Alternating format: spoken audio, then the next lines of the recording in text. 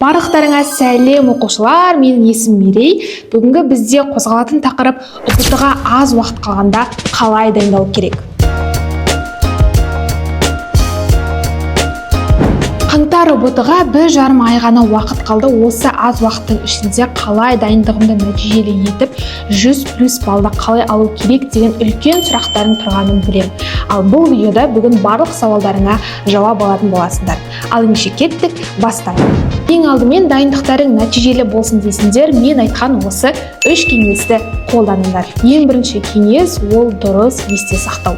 Ол қалай дейсіңдер қазір айтайын. Жалпы адамның миы есте сақтауда 2 бағыт бойынша жұмыс жасайды. Біріншісі активті, екіншісі пассивті. Яғни пассивті деген ол сендердің жаттаған ақпараттарын қысқа мерзімді уақытта ғана сақталады. Яғни ол қандай ақпараттар десеңдер, бір өзің көрген, естіген ақпараттар болуы мүмкін. Ал активті жады дегеніміз ол ұзақ мерзімді сақтау. Ұзақ уақыт есте сақтау үшін осы мен айтқан техникаларды қолдан. Ең бірінші маңызды тақырыпты ақпараттарды оқып, оны дәптерге конспектлеп ал. Яғни оқыған тақырыбыңды түсініп, түсінгеніңді дәптерге жазу керек. Яғни сол арқылы ми жақсы есте сақтайды. Және күнде ұйықтар алдында осы жазған конспектіңді қайталап отыр. Және екіншісі ол флеш-карттарды қолдан. Яғни бір жағына сұрақтарын жазып, екінші бетіне жауабын жазып қой. Және оны күнделікті өзің жүретін, көретін жерлерге жабыстырып қойсаң, өте керемет болады. Одан кейін әр тақырыпты дұрыс фокус қойып оқу керек. Яғни сенің фокусың әр жақта шашырмау керек. Ал тақырып оқыған кезде қалай фокусты дұрыс қою керектігін біздің YouTube арнамыздан көре аласыңдар. Ол жақта біз толығырақ түсіндірген болатынбыз.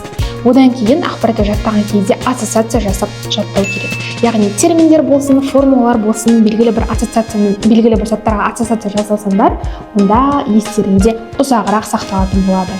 Екінші кеңес ол нұсқа талдау және де тест тапсырып отыру. Нұсқа талдау ол өте банальный көрінгенмен, бірақ 100% жасайтын техника.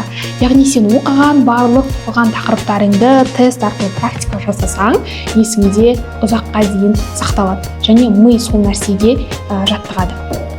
Айтпақшы, біздің BMD қосымшасынан барлық пәндерден тесттерді тегін тапсыра аласыңдар. Және үшінші кеңес ол миға арналған жаттығулар жаса.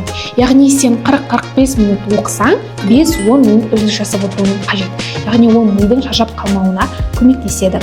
Одан кейін өзіңді моральды тұрғыда дайында деген келеді. Яғни оның ішінде өзіңді өзгемен салыстырма. Айтарым, әркімнің жететін жетістіктері мен өмір жолы және де білім алуы әртүрлі.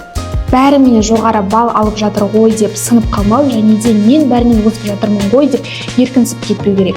Нәтиже тек еңбекте ғана. Сол себепті сенің дәл қазіргі жасап жатырған әрекеттерің ол сенің болашақтағы көрсеткішіңнің жемісі. Сондықтан да дәл қазіргі уақытыңды бағалап, әрекетке көш. Осы пайдалы ақпараттар ұнаса, лайк басып, комментарий жазып кетуді ұмытпаңдар, және де достарыңмен де бөлісіп қойыңдар.